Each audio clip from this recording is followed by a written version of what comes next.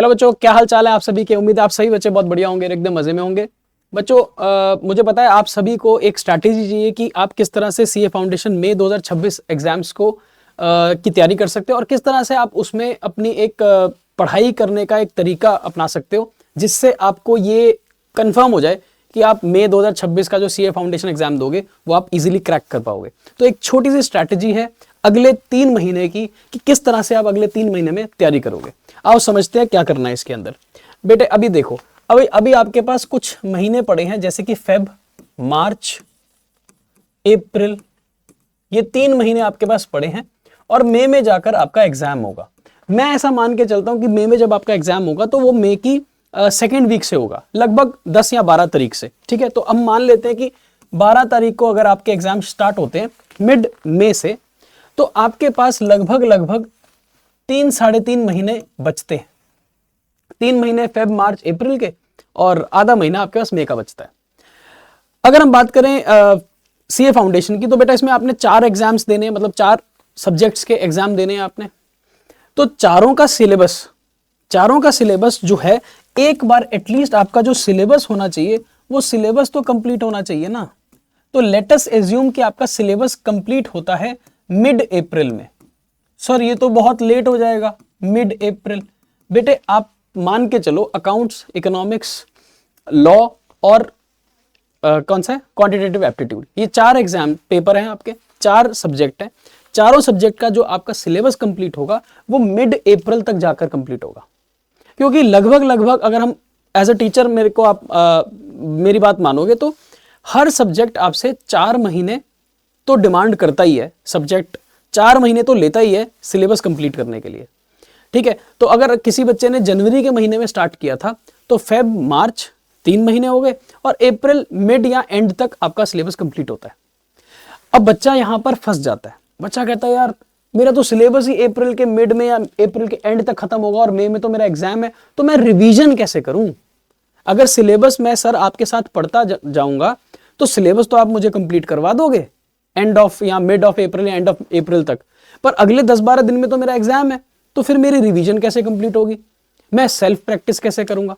तो बेटे यहीं पर तो चैलेंज है, यही तो जो आपको रिवीजन और अपनी टेस्टिंग करनी है ना। रिवीजन हो गया, सैंपल पेपर हो गया, आरटीपी हो गया, एमटीपी हो गया, ये जो आपको करना है ना अपने आप को, यही जो बच्चा कर लेगा ना वही बच्चा पास होता है। सिलेबस कंप्लीट करने से बच्चा पास नहीं होता है, इसके अलावा भी कुछ करना पड़ता है। तो पहली चीज क्या हो गई, सिलेबस आप कंप्लीट कर लो मिड अप्रैल तक। ठीक है, चलने दो इसको, कोई दिक्कत नहीं है। लेकिन इसके साथ साथ आता है आपका regular revision. Sir regular revision का क्या मतलब है। बेटे रेगुलर रिवीजन का मतलब सिंपल सा है कि जैसे जैसे आपका सिलेबस कंप्लीट होता जा रहा है ना, वैसे वैसे आप उसको रिवाइज करते जाओ। Don't wait for the last minute. आप ये मत सोचना कि एक बार मेरा सारा सिलेबस कंप्लीट हो जाएगा, चाहे बेटे वो लॉ का है, चाहे इकोनॉमिक्स का है, चाहे अकाउंट्स का है, चाहे जिस मर्जी सब्जेक्ट का है। वेट मत करना कि मैं पहले सारा सिलेबस कंप्लीट करूंगा फिर सारा सिलेबस रिवाइज करूंगा। बेटे फिर तो कभी भी रिवाइज करने का टाइम ही नहीं मिलेगा। There will not be any time for revision. आपको ये रेगुलर रिवीजन करनी है, साथ साथ रिवीजन करनी है। मैं एग्जांपल देता हूं, आप एग्जांपल से रिलेट कर पाओगे। फॉर एग्जांपल जैसे मैंने आपको अकाउंट्स पढ़ाया, ठीक है जी। अकाउंट्स के अंदर मैंने आपको journal, ledger, trial balance, GST, accounting equation, BRS, depreciation, rectification, अब ये इतने सारे मान लो आपको मैंने चैप्टर्स, टॉपिक्स करवा दिए हैं। अब ये सारे टॉपिक्स तो हो चुके हैं ना, इन टॉपिक्स को रिवाइज करो। रिवाइज करना कैसे है, रिवाइज करना बेटे आपने अपने घर पर बैठ के खुद रिवीजन करो। जितना जितना सिलेबस कंप्लीट होता चला जा रहा है उतना उतना रिवाइज करते चले जाओ। फिर सिलेबस कंप्लीट होगा फिर रिवाइज कर लो, फिर सिलेबस कंप्लीट होगा फिर रिवाइज कर लो। धीरे धीरे आपका सिलेबस कंप्लीट होता चला जाएगा और धीरे धीरे आप उसकी रिवीजन करते चले जाओगे। तो जब आपका पूरा syllabus mid April, end of April तक खत्म होगा ना, तो एक बार आपने सारा रिवाइज भी कर लिया होगा। वेट मत करना कि पहले मैं सारा सिलेबस कंप्लीट करूंगा फिर मैं रिवीजन करने बैठूंगा, फिर नहीं होगा ऐसे। ओके, तीसरी चीज, सर जब हम रिवीजन करते हैं तो क्या हमारे को वो सारे सवाल करने चाहिए रिवाइज जो आपने क्लास में कराए हैं, या जिस टीचर के पास हम पढ़ रहे हैं वो टीचर हमको जो सवाल दे रहा है, जो किताब से पढ़ा रहा है, जो नोट्स दे रहा है, क्या वो सारे सवाल हमारे को रिवाइज करने चाहिए जब हम अपनी रिवीजन करेंगे। यस बेटे यस, जब आप फर्स्ट टाइम रिवाइज करते हो, जब फर्स्ट रिवीजन करते हो तो फर्स्ट रिवीजन बेटे हमेशा फुल होती है। फुल का मतलब है, अगर मैंने आपको किसी मान लो डेप्रिसिएशन टॉपिक कराया और डेप्रिसिएशन के अंदर मैंने आपको मान लो 25 सवाल कराए हैं, तो बेटे आपको जब पहली बार रिवीजन करनी है, खुद प्रैक्टिस करनी है, तो आपको 25 के 25 सवाल करने हैं, फिर से दोबारा से एक बार फिर से करोगे फर्स्ट रिवीजन करते समय आप अपनी सेकेंड रिवीजन के लिए कुछ ऐसे क्वेश्चंस को पिक एंड चूज कर लोगे, ऐसे क्वेश्चन का चॉइस कर लेना जो क्वेश्चन आपको अगली बार रिवाइज करने हैं। तो देखो 25 सवाल मैंने आपको कराए, 25 सवाल आपने रिवाइज कर लिए पहली बार।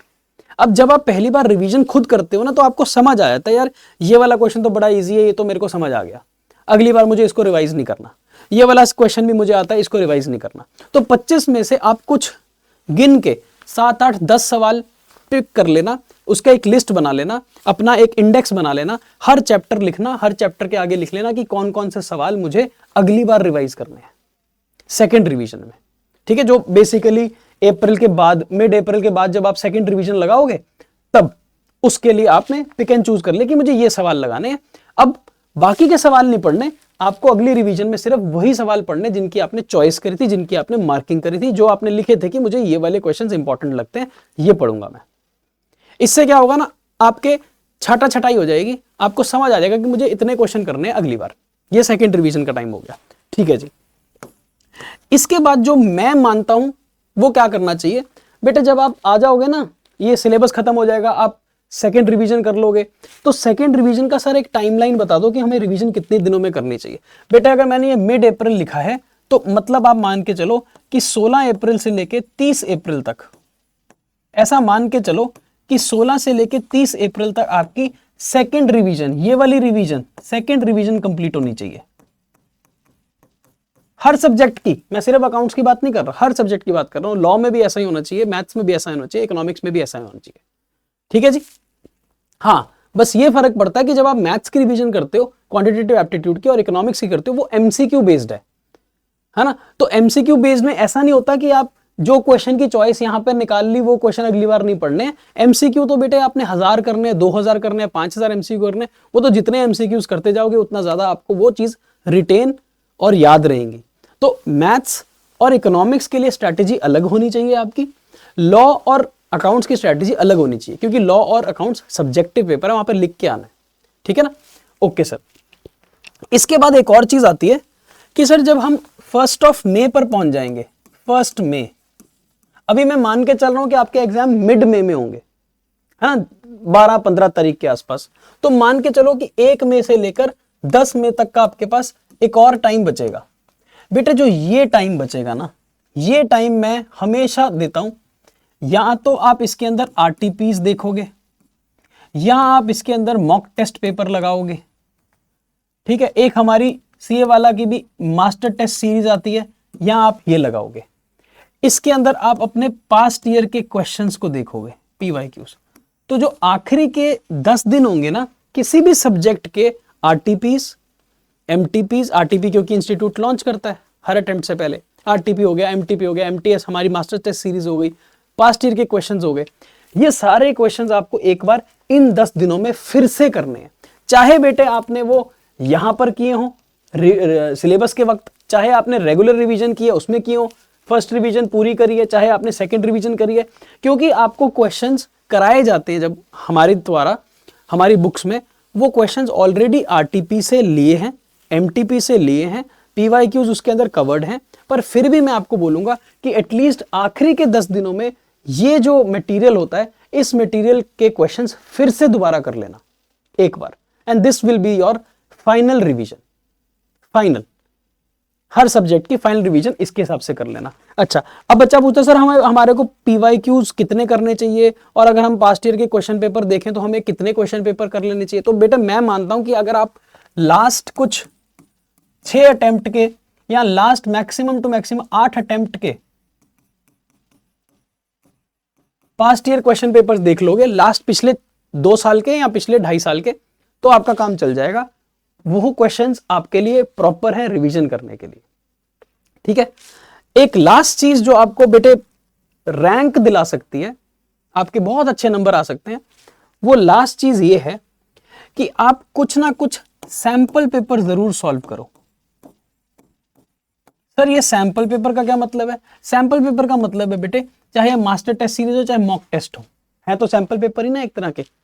वही 3 घंटे बैठोगे अकाउंट्स के लिए, लॉ के लिए 2 घंटे बैठोगे, है ना, मैथ्स और इकोनॉमिक्स के लिए। आप सैंपल पेपर जरूर देना, प्रॉपर टाइमिंग के साथ देना। 3 घंटा है तो 3 घंटा, 2 घंटा है तो 2 घंटा, प्रॉपर तरीके से कोई भी 1 या 2 पेपर उठाना, कहीं से भी उठा लो बेटे।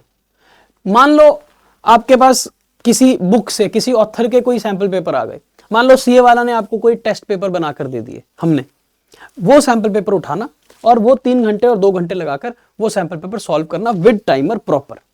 इससे ना आपको एक सिमुलेशन मिल जाएगी कि यार एग्जाम हॉल में किस तरह से हमारे को 3 घंटे लगाकर किसी भी पेपर को अटेम्प्ट करना है। तो ऑल इन ऑल अगर आप ये स्ट्रेटेजी फॉलो करोगे तो आपकी प्रॉपर सिलेबस कंप्लीट होता है, आपका प्रॉपर एक बार सेल्फ रेगुलर रिवीजन होती है, एक बार आप सारे क्वेश्चन सॉल्व करते हो फर्स्ट रिवीजन में, एक बार आप सेकंड रिवीजन में इंपॉर्टेंट क्वेश्चंस को सॉल्व करते हो या जो लगता है कि इंपॉर्टेंट क्वेश्चंस है, फिर जब फाइनल रिवीजन आप करते हो आखिरी के 10 दिनों में, उसमें आप इंस्टीट्यूट के द्वारा RTP, MTP, mock test paper होते हैं, सैंपल पेपर, ये सारे लगाते हो, तो आपकी तैयारी में लगते हैं 4 चांद।